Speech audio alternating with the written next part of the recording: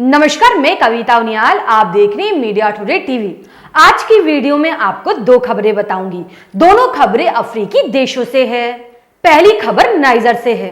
तालिबान की तरह नाइजर ने भी फ्रांस को चेतावनी दी है कि वो 3 सितंबर तक अपने सैनिक नाइजर से बाहर निकाल ले।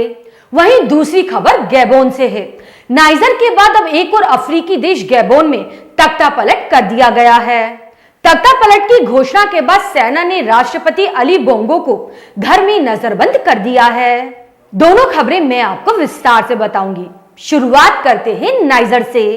नाइजर में तख्तापलट के बाद सेना ने फ्रांस को 30 दिन तक का समय दिया था ताकि वह अपनी सेना को इस देश से बाहर निकाल ले। ये समय सीमा 3 सितंबर को समाप्त हो रही है और इसे आगे नहीं बढ़ाया जाएगा।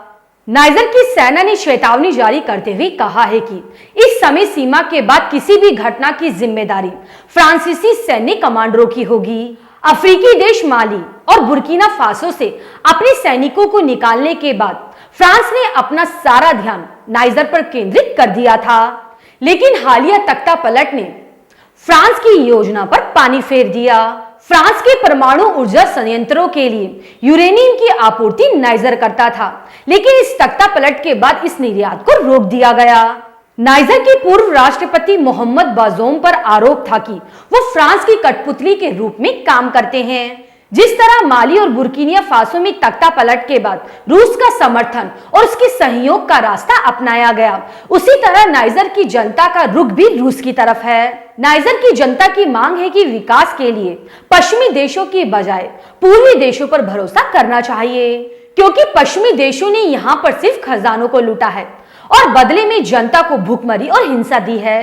यही वजह है कि नाइजर की सेना ने पश्चिमी देशों के खिलाफ अपनी बयानबाजी तेज कर दी। अब नाइजर की सेना ने फ्रांस को देश से निकलने के लिए 30 सितंबर तक का अल्टीमेटम दिया है। अब बढ़ते हैं दूसरी खबर की तरफ। मध्य अफ्रीकी देश गैबोन में जैसे ही तख्तापलट की घोषणा की गई, भारी संख्या में लोग सड़कों पर उतरकर जश्न मनाते दिखाई दिए। राष्ट्रपति चुनाव में राष्ट्रपति अली बोंगो की जीत के कुछ घंटे बाद ही सेना की तरफ से सरकारी टीवी चैनल पर तख्तापलट का दावा किया गया। चुनाव में राष्ट्रपति अली बोंगो की जीत के तुरंत बाद गैबोन की राजधानी में गोलियों की आवाज सुनाई दी। इसके बाद दर्जन भर सैनिकों ने सरकारी टीवी चैनल पर सत्ता अपने हाथ में लेने का दावा कर दिया।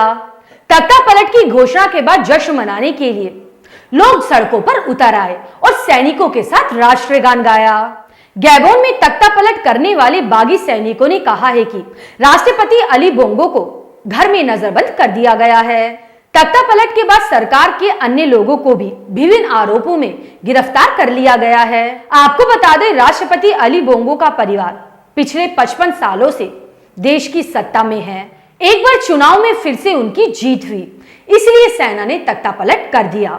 अगर आपको न्यूज अच्छी लगे तो न्यूज को लाइक करें। अगर आप हमारे चैनल पर नए हैं तो हमारे मीडिया टुडे टीवी चैनल को सब्सक्राइब करें और हाँ, बेल आइकन को जरूर प्रेस करें ताकि मेरी न्यूज सबसे पहले आप तक पहुंचे। इन दोनों खबरों पर आपकी क्या राय है मुझे कमेंट करके जरूर बताइएगा। अब मैं आपको अगली खबर के साथ मिलूंगी। शुक्रिया।